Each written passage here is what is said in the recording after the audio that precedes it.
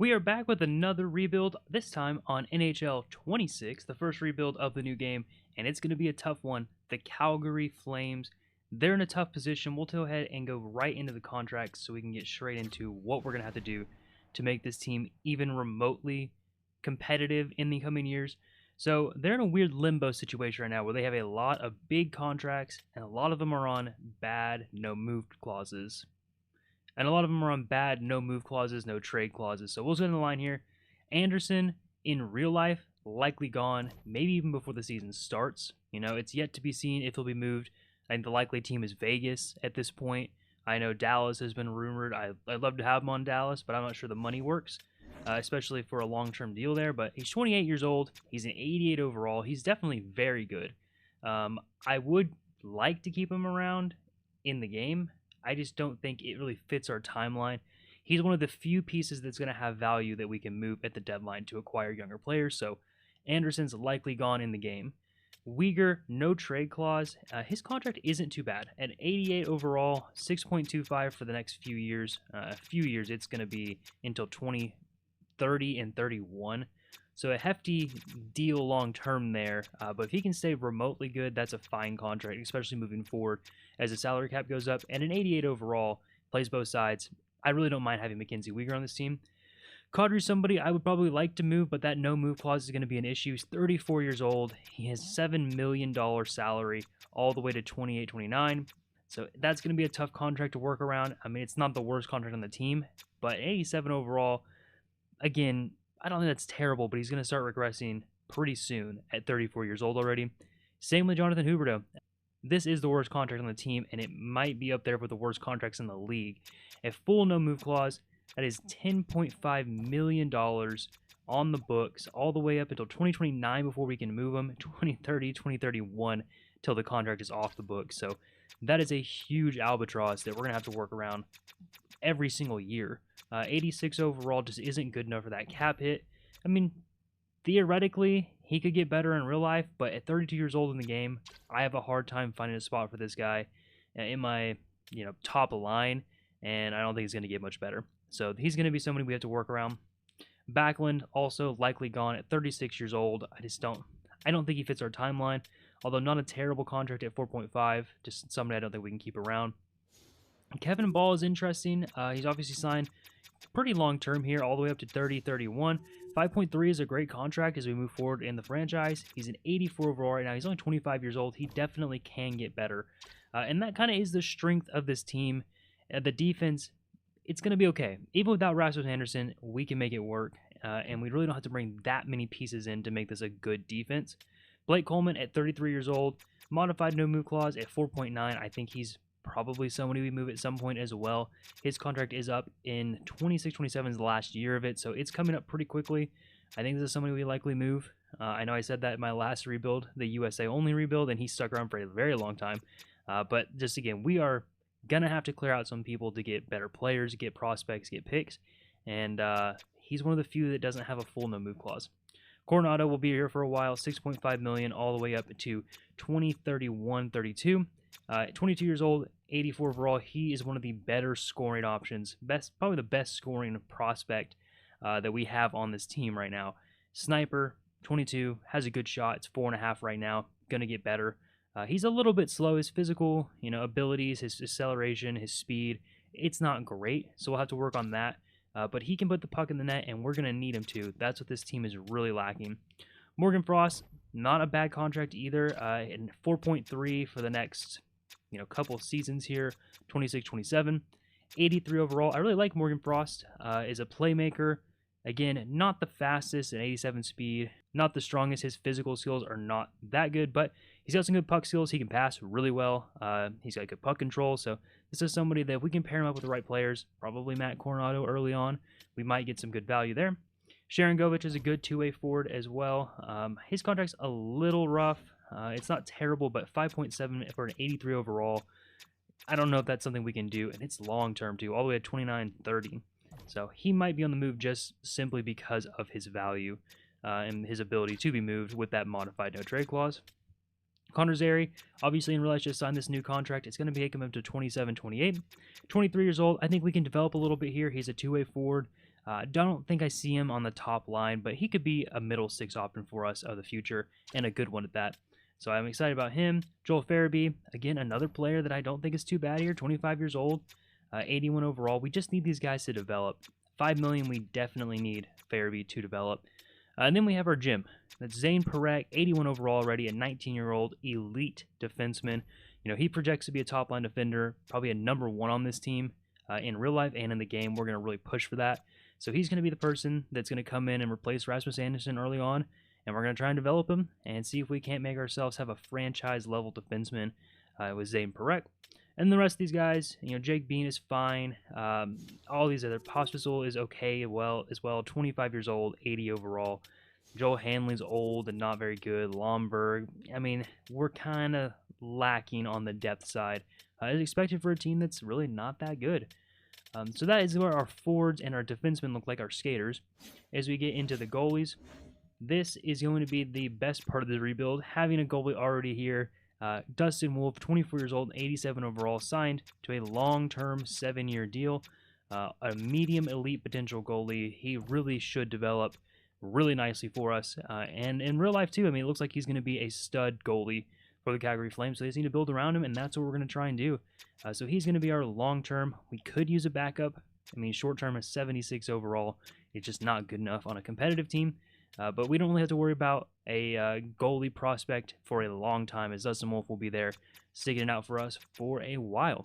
And here is the weird part of this team. For a team that really hasn't competed very much recently, the prospect pool is not that deep. So our top prospect that's not Zayne Parekh, who's going to be in the NHL this year, probably Samuel Honzek here. He's a 77 overall right now, 20 years old, two-way forward. He definitely has a little bit of potential. He's top 6 medium, but, you know, that's not going to blow me away at 20 years old already. You know, he could be breaking into the NHL pretty quickly. And then after that, it's a couple guys that are bottom 6. And then we get to Brustowicz. I mean, I think at 20 years old, he's a top 4 potential D. He might take a little bit longer to develop at only 74 overall, but he's got a little bit of potential as well to be an NHL defenseman for us of the future. After that, there's not a whole lot of talent in this prospect pool. I guess Jeremy Poirier is somebody that could come up. He's 23. He's only a 72 overall. He's a top 4 medium potential defenseman, so I mean, it's not like he doesn't have any potential. He definitely could gain overall and make it in the NHL, but at 23 years old already, if he does, I don't really project him on the top, 2 lines there. And that's really it. I mean, this is a pretty depleted prospect pool for a team that, like I said, really hasn't competed much in the past couple years. So we need to change that. We have a lot of work cut out for us on the contracts. I mean, especially just looking at all these huge contracts here with no move clauses and no trade clauses. It's going to be tough. We're going to have to make it work and get some young players in here, some prospects, get some picks to rebuild this farm. We have $11.5 million in cap space, and that makes for an interesting opening here. As we go into the free agents, I just want to take a look here. Marco Rossi, Luke Hughes, McTavish, all RFAs. I know probably in real life this doesn't happen, but potentially we could offer sheet some of these guys. We have the cash to make it happen. Somebody like Mason McTavish would be really nice to have. A 22-year-old, 85 overall, somebody who projects to be a top-line forward and one of the best forwards on this team already. So this would be somebody that would be really great to try and steal away. I don't know if we can, but we definitely could try. Marco Rossi, I'm not sure I'm super interested in him. It's just kind of a player that I don't really think we need. We have two-way forwards. We have guys that could play on both sides. He's just undersized. At 5'9", 182 pounds, he's just not that big, and I do want to build a bigger team around some of these guys. So Mason McTavish is the guy that I'm going to try and offer sheet here, and we'll see what the compensation looks like. Again, with $11.5 million, we have a little bit of money to spend, and I really don't mind going all out for somebody like Mason McTavish. So the contract I'm going to try and offer and steal away Mason McTavish is a 3-year, $6.1 million deal. It's probably not going to get done. I mean, the Ducks would likely match this. So we're going to send it over. It's going to be this year's first and third round picks. Now, I just don't think this team is going to be in the very bottom of the league. I think we have too many good players, players in the high 80s, that I think we're probably going to be somewhere right below the playoff line. So I'm not too concerned about trading this year's first. And I do expect to pick up like a first round pick equivalent for Rasmus Andersson and some players at the trade deadline. So I'm okay with doing this right now and see if we can get a good young player. Again, if he does go for that, I'm not sure that the Ducks won't just immediately match it, but we'll see what happens. We'll zoom out a couple days and see if that gets done. I'm going to set up my scouts and all that fun stuff, and then we will be underway as we get to the regular season. I'll show you guys the lines, of course, and then it's really just trade deadline. That is the big, day for us this year as we ship out some players to get a little bit younger. So our offer sheet, two mates of McTavish failed. He's going to go ahead and just re-sign with the Ducks, and that's fine. I think that's probably the more likely situation in reality. But that is somebody I wish we could have brought in, but not to be. So that's going to be it for right now. I really don't think we're going to jump back into free agency and try and offer anything else. We're just going to let this one ride, get to the regular season. I'll show you guys the lines, like I said, and then, it's trade deadline time. Try and ship some guys out. Let's make this team a little bit worse to get better in the future. And here are the lines for season number 1. It's really not a great team, but like I said, I think it's just good enough to slip right under the playoff line. So we're going to try Matt Coronado on the left side with Kadri and Frost on that top line. Just trying to spark these younger players a little bit, see if I can't get some development out of them. Second line is going to be Sharangovich with Coleman and Huberdeau. Again, Huberdeau and Coleman are probably getting towards the end of their careers in terms of, growth. 32 and 33 years old, respectively, is not, retirement age quite yet, but they're just not going to really progress much in the game. So Sharangovich, I think, is going to be sticking up here and see if he can't get a little progression out of him. Pospisil and Backlund on the third line with Joel Farabee. I would like Farabee to get a little progression as well, so I could see him possibly moving up in the lineup if he's having a good year. Lomberg, Kirkland, and Klopka on the bottom line. Just a pretty weak depth here, 79, 78, and 78. I would like to upgrade that in the future. On defense, it's going to be Uyghur and Andersson, Parekh and Ball, and then Bean and Miramonov. So Parekh, obviously, on the second line starting out, but I would like to get him up to the first line once we move out Rasmus Andersson. He's going to spend most of his time, though, on the second line this year with Kevin Ball. So, I really like the defense. I think, like I said, it has some good pieces. Ball, Uyghur, Parekh. I think those are guys that in the future could be really good for us. Uyghur's already really good for us, so it would be nice to get Parekh up there, get some experience, and get some overall. And then looking at goalies, obviously it's going to be Dustin Wolf, and then Devin Cooley will be the backup this year. 76 overall backup. I don't expect him to play a lot of the games that he's involved in, but Dustin Wolf should be good in 87. So this is a team. It's definitely a team. I don't know if it's a good team, but it is definitely what we're going to work with right now. See if we can't get some development on these younger players. And let's go ahead and sim forward to the trade deadline, and let's get this year underway. Well, here we are at the trade deadline. We are 31, 28, and 2, and that's good enough for 4th in the division. Like I said, hanging right around that outside the playoffs mark, just 1 point behind the Golden Knights for 3rd. Really, the only good team in this division so far has been the Oilers at 80 points. Everybody else has been kind of mid. And looking at the West, we are only like 1 point out of a wild card spot. It looks like the Wild have 65 points. We have 64, so we're right there. But I don't want to get distracted from the fact that this is a rebuilding team. This is a team that really needs to retool and get some younger players. So it's time to sell off. Even though we're really close to the playoffs, we still potentially could make it. This game's kind of weird sometimes. But we're going to jump in now to trades before the deadline because I often run out of time on the deadline day. So I'm going to try and get some trades done now. So obviously Andersson is the big one. Michael Backlund's a pretty big name as well at 36 years old. He's going to be shipped out as a rental to a playoff team most likely. Other than him, there's a couple guys on here that, like Jake Bean, he probably needs to go as well. Probably going to be looking for somebody to take on Coleman's contract, if possible. He's a modified no-trade clause, but I just don't know if we need him. We'll see if that ends up working out or not. And then obviously, I would like to get rid of some of these guys with no move clauses, but that's not going to happen.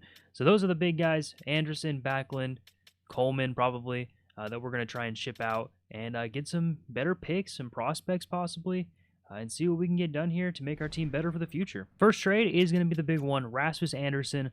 Looking at the Detroit Red Wings, they're a really good team this year, 35, 18, and 9, so they are firmly in the playoff hunt. They're honestly a contender at that record. So we're going to try and pry away a good young defenseman. It's Simone Edvinsson, left D. I think he matches up pretty well with Parekh of the future. He's already an 84 overall and a second-round pick. That might be a little bit steep, but we'll see what they say to that. That's not steep. They agree, so I think that's a great deal for us. That's a very young, good defenseman.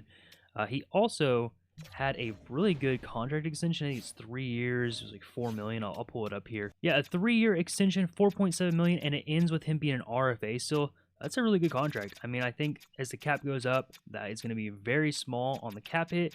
And he's 23 years old, only an 84 overall. He should get way better, especially playing with Parekh. I think that's going to be a really good match. on our defense. So the next trade is going to be Michael Backlund. We're going to send him over to the New York Rangers for Gabe Perreault, a very good, exciting young player, 20 years old, 78 overall. He's got a top 6 forward, medium potential. He is a sniper, so it gives him some good scoring as well, something we need on this team. And Michael Backlund's still pretty good. He's an 84 overall. He's 36 years old, though, so he's getting older. And the Rangers are in a spot that they want to go push for a playoff. So let's see if we can't get this maybe 1-for-1 just straight up. And they'll accept that. Another really good move for us, getting younger, and I'm excited about Gabe Perreault coming into this team in a couple years and being a big contributor. So this is an interesting development. Jonathan Huberdeau, I decided to just ask him if there would be a team he'd be interested in being traded to, and he said he's willing to look at it. So he's going to make a list of us and see if, he can be traded. Good thing I went one day before the trade deadline, and we'll see now if it says a team he's willing. The San Jose Sharks. Very interested in this decision, but hey, I will trade him to San Jose right now. So I'm going to try and make that happen. $10.5 million off the books, waiving his no trade clause. I don't know if we're going to get any value out of him, but we'll see if San Jose is willing to take him. So here is the deal for Huberdeau. I didn't want to go crazy because it seems a little unrealistic, but I mean, this isn't the first time that a player has waived his no trade clause before. Certainly not. $10.5 million over the Sharks is the big thing here. Mario Ferraro, he's on the last year of his deal. He's 27 years old. I don't know if we'll bring him back or not. And a second-round pick, we'll see if that's enough to get it done. I'm not sure if they want Huberdeau, which is interesting. Not quite. I'm just going to go ahead and just make this a later-round pick, maybe like a 4th round, and see if that's enough. And that is. So that is $10.5 million off the books, just like that. Thank you, Jonathan Huberdeau. And the last pick of the trade deadline here, Jake Bean and a 3rd-round pick over to the Lightning. It's going to be Connor Geekie. I like him a lot. 6'4", 207, adds a lot of size down the middle. He's a power forward. His physical really isn't as high as it should be, or as it could be for an 81 overall, 6'4" center. But I think this is a guy that can develop into a tough to play against middle sixer for us. He's only 21 years old, so see if they're interested in this. Not quite. I'd be willing to add on maybe another later round pick, like a 6th round pick, and see if this is enough. Not quite, so we're going to have to go up probably to like a 4th round pick, maybe a 5th round pick next year. And they just want to sweeten it just a little bit, and I'm cool with that. I mean, like I said, I think you're probably not going to find this good of a player in the later rounds, especially with the way I draft, so I'll throw in, not a 1st round pick, throw in a late, maybe 6th or 7th round pick in a couple years, in 2027.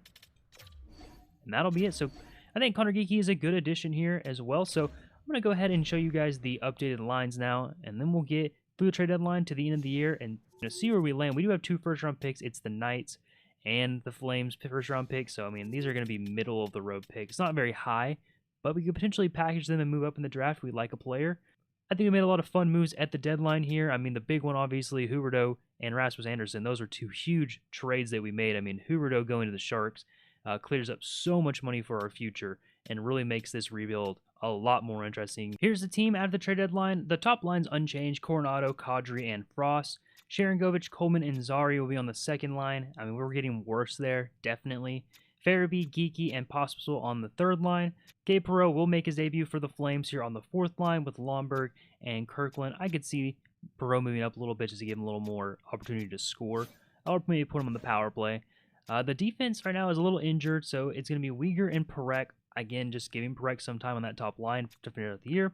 Simone Edvinsson and Miramonov. Miramonov's position, Kevin Ball, is injured right now, so he'll slot in on that second line most likely. He is a lefty, so he's going to have to play out of position, but I think that's fine for right now. Maybe we move Weegar to the right side and let Parekh play with Edvinsson on the second line. Let Miramonov play on the top line, and that's probably fine. And then when Ball comes back, he can slip in on the first line for us as well. And just get these guys going a little bit. I do think Edvinsson and Parekh is probably the future of our top line, hopefully. And the goalies are unchanged, Dustin Wolf and Cooley. So let's go ahead and get down to the end of the year, see where we land, and then let the fun begin with the draft and the free agency period. At the end of the year, we're going to finish extremely mid. 82 points in 82 games, 39, 39, and 4. I mean, pretty much 500 exactly. That is a very mid team. Now, we did finish just 4th in our division. Really didn't miss the playoffs by that much. The Kings snuck in at 88 points. The Knights only had 89. Oilers were far and away the best team in our division at 107 points. Looking at the entire league, it looks like the Avalanche won the President's Trophy at 111, Oilers at 107, the Leafs at 106, Hurricanes 103, and the Lightning rounded the top 5 at 101. Looks like, for the most part, the teams that were supposed to get in got in, except the Bruins at 10th in the league did not make the playoffs. It looks like the East was brutal this year. I suppose the Capitals at 14. Taking a look at our point leaders for the year, and Nazem Kadri had a great year. 83 points in 78 games, 41 goals, 42 assists for Kadri. That's a fantastic year for the 35-year-old. Coronado put up a pretty good year as well. 66 points in 82 games, 28 goals, 38 assists. Coleman, not a bad year either. 62 and 82. That's 25 goals and 37 assists. I think Morgan Frost had a pretty good year. At 26 years old, he put up 62 points, 17 goals, and 45 assists. And then rounding out our top 5, Joel Farabee, 51 points, 17 goals, 34 assists. Probably would have liked to see a little bit more out of Connor Zary, maybe even a little bit more out of Sharon Govich. Leading our defense was Parekh, albeit it wasn't a great year for our defenseman. 28 points in 82 games, 3 goals, and 25 assists for him. He was a +8, so he wasn't very bad. But that's just not a lot of points out of our defense core this year, especially with somebody. I think Parekh has a lot of upside on his offensive potential. Kevin Ball had 27 points in 77 games, 11 goals, 16 assists, so a lot of goals for Kevin Ball. A really good goal scoring year for him. I wouldn't say this is somebody that I think is a very offensive defenseman, but not a bad point total out of him. Uyghur only had 27 points in 64 games, 2 goals, and 25 assists. And then Edvinsson, 23 points in 69 games. I do want to take a look, actually, at Gabe Perreault and see what he was able to put together in his short time with us. So he ended up playing 82 games on the entire year, only put up 23 points, 8 goals, 15 assists. A little bit of a rough year for him, but he is so very young and only 21 years old. Dustin Wolf was okay this year, 901 and a 321. Really, not a great year, but above a 900 in the save percentage on a pretty bad team. Defensively, we were okay, but I think he probably projects to do a little bit better than that, and hopefully he will do better than that in the future. And Cooley had an okay year as well, 906 and a 309. Neither of these guys were really good, but they weren't terrible by any means. So we'll go ahead and take a look at the entire league now and see where we stack up in terms of the league leaders. Leading the league in points this year was McDavid, 119 points in 82 games, 39 goals, 80 assists. Draisaitl right behind him at 118, 47 goals, 71 assists. These two boys in Edmonton doing their thing. Pasternak put up 108 points, 60 goals, 48 assists. Dylan Larkin, a really good year out of Larkin, 106 points, 82 games played. That's 38 goals and 68 assists. And then Kachuk's going around the top 5, 102 for him, 31 goals, 71 assists.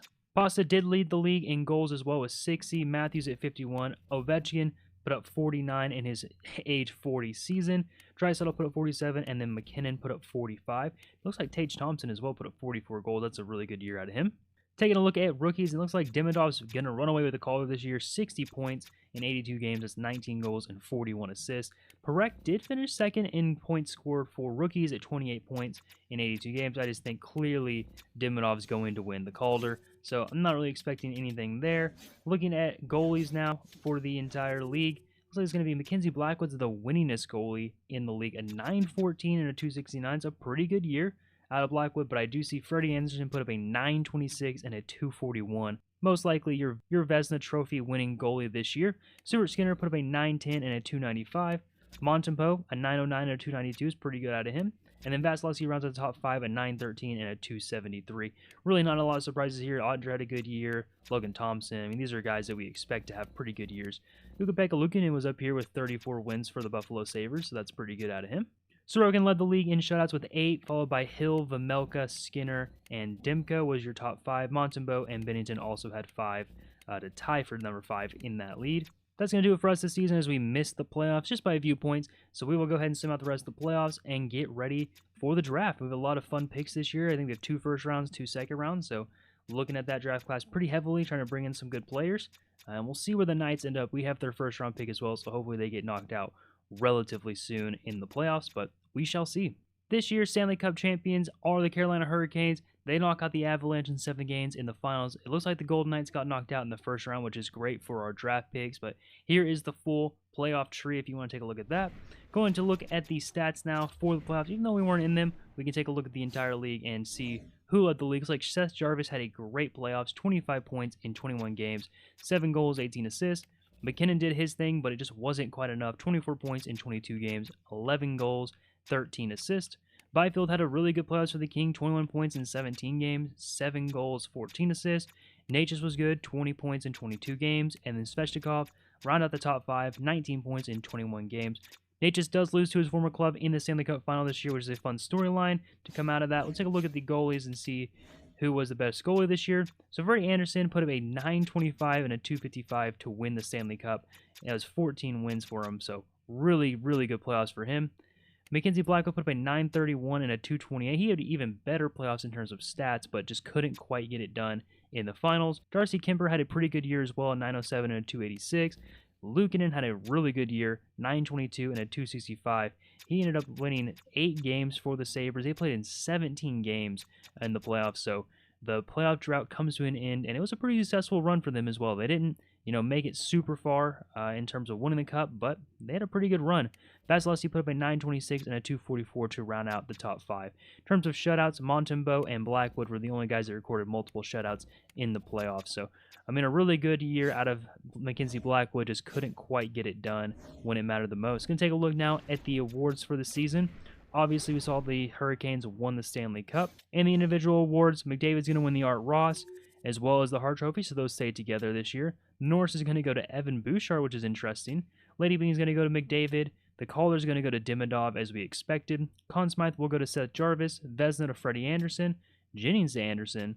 The Masters is going to go to Ryan Graves. Jack Adams to Knobloch in Edmonton. Frank Selke is going to go to Kopitar. Ted Lindsay is going to go to Draisaitl, and the Rocket Richard to Pasta. So it's a really good year to be an Oilers fan. Although they didn't win the Cup, a lot of individual awards for them.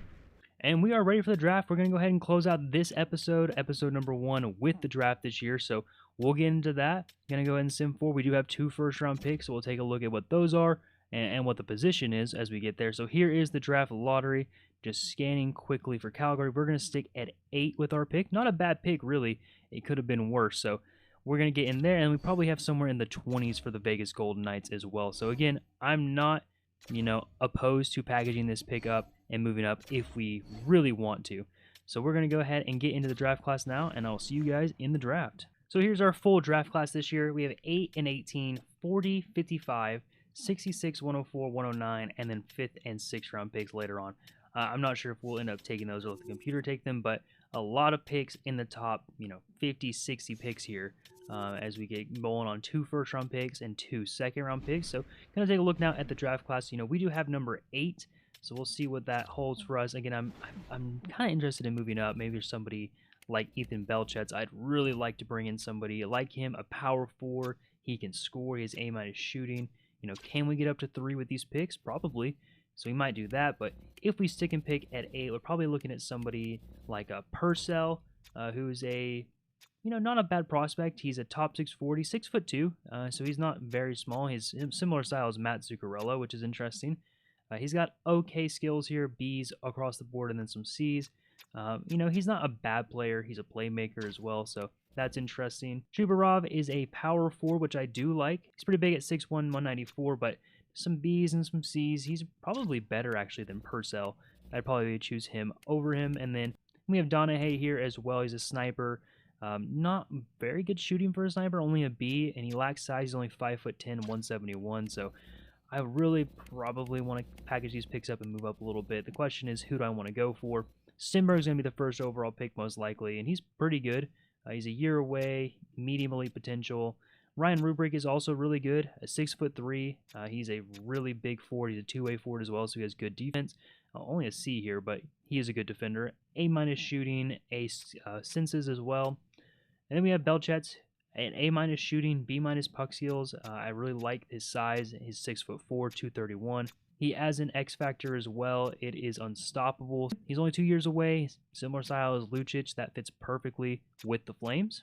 So here is the trade with the Canucks trying to get to number 3. It's going to be Sharangovich and a first. That's an 8th overall pick for number 3. Sharangovich is a fine player. He's 84. He's already 28 years old, though, and he makes $5.75 million for the next 5 years. So if I can get rid of his contract, that would be fine with me. He's not quite interested in that, so I might have to throw in maybe, I don't know, a 4th round pick this year and see if that's enough to get it done. Not quite, but it is pretty close, they said, so maybe a 6th round pick. and that should be enough to get it done. So we're going to move up to number 3 now, and I am targeting Ethan Belchetz. Let's see if the Senators take him. Nope, they take Rubric. So we are going to go ahead and hop in and select Ethan Belchetz to be our pick, the power forward. He should be very good for us. He's a 70 overall right now, medium elite potential. I'm excited for what he can do in the next couple years with this franchise. And now we do have 18 overall as well, so looking at the pick there, I would be interested in trying to move this pick up now. Maybe somebody like Chubarov, another power forward though. I'm not sure if I want to do that. But there are some players here further down the board that maybe we can snag if they can make it to us. Daxton Rudolph is a guy I'd like to get if he can drop to us at 18. He's, really mobile. He has good skating, good foot speed. He got B's across the board. He's a top 4 medium potential D. Chase Reed is down here as well. He's got B's across the board. He has a D on defense. He's definitely more offensive minded, although his type is a two-way defender, although we don't really know that all the way. But, I mean, good points here. 39 assists, 8 goals, and 64 game played. I mean, it's a pretty good pick if we can get him around 18. So that's the plan. If Daxton Rudolph falls to us at 18, we'll take him. If not, we will go for Chase Reed. Hopefully one of them is available when we get there. It looks like Rudolph is gone, so Reed is going to be our pick. And I actually really like Reed. B's across the board, only a couple years away, 6'1" as well. It's a good pick for us as a defenseman as well, so we balance that out. Only a 66 overall right now, but he should progress pretty well for us. Now, our next pick is at 40, so we need to take a look at the draft class and see if we can plan that out a little bit as well. I've started a couple guys that I think are interesting. Somebody like Pierce Bowie, I think, is really good, a top 9 forward. He's got A shooting. He's 5'10", so he's a little undersized, but in the second round, that wouldn't be a bad pick if he falls to us at 40. If not him, there are some other guys here that have decent skills. Somebody like a Gregory Wang, he's got B's across the board. He's really big at 6'3", power forward as well, which I like to bring in the draft. Or we can go for a Jim on defense, a top 4D, low potential, but he is a Jim. He's got B on shooting. His ratings don't look great, but he would be somebody to bring in, like I said, as a developmental piece. Another potential pick here is Preston Nickel. He's got B's on shooting, B- on puck seals. He is a Jim as well. Again, another undersized guy at 5'9", but as a Jim, I wouldn't be opposed to taking him. So it's like Bowie is gone. So we do have the 2 Jims on the board here. The question is, do I want to bring in somebody like top 4D low potential, or do I want to bring in another forward? So we will go ahead and bring in the defenseman. I just really like his size at 6'5", 207, and being a Jim. He's a 66 overall, so not too bad of an overall. And now our next pick is 55. I likely think that Nickel is gone. So we probably have to look a little bit further down the board, and we're starting to get to where we don't know a ton about these players. Do have a top 4 medium potential D here. Looks like Carson Carrolls at a 56 overall. That's probably my pick if he's still there. And he is. So we're kind of loading up on D right now. 3 selected in the draft, I believe. And we're already pretty loaded on the D core, so probably need to start looking at forward. So 66 is next. See if there's anybody between now and 66 that I really like. My pick at 66 overall is going to be Carson McMuffin. Great name. He's also a top 9 medium forward. I really like his skills as well. B's on a lot of the good categories here. B shooting, B- puck skills, B- senses. Only 3 years away as a 17-year-old. I think he's got a little bit of potential to make it to the NHL, especially with that name. 65 overall is really not that bad either. So now moving out to 109. These are picks that I probably won't show. Might even let the computer take them as we get later into the draft, and that will be it. I'm going to go ahead and show this pick. It's Toby Pascal. He's a low elite potential forward. He's at 140. I'm going to go ahead and snag him now just because of his potential. I don't know if he ever progresses into anything, but, always great to have these high potential guys at the end of the draft. Here's our full draft class. Ethan Belchetz obviously headlined the class, but we had a lot of picks here. 3, 18, 40, 55. These are guys that I think potentially could make the NHL team at some point in this rebuild. And that is going to do it for episode 1 of the Calgary Flames rebuild. We're going to go into re-signing contracts at the beginning of the next episode. We have $34 million to work with. We've cleared out a ton of money at the trade deadline, notably Huberdeau's contract at $10.5 million. So we can definitely afford to bring some of these guys back that do need contracts, and then we'll be huge players in the free agency market this year.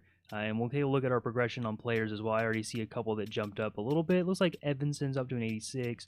Frost is an 86 as well. So far, okay progression going on. Hopefully we can continue to get better. But if you like the video, make sure to like and subscribe so you can catch episode number 2 and the rest of this series on my channel in the future. But that will do it for this one. As always, I appreciate all the support, and I will catch you guys next time.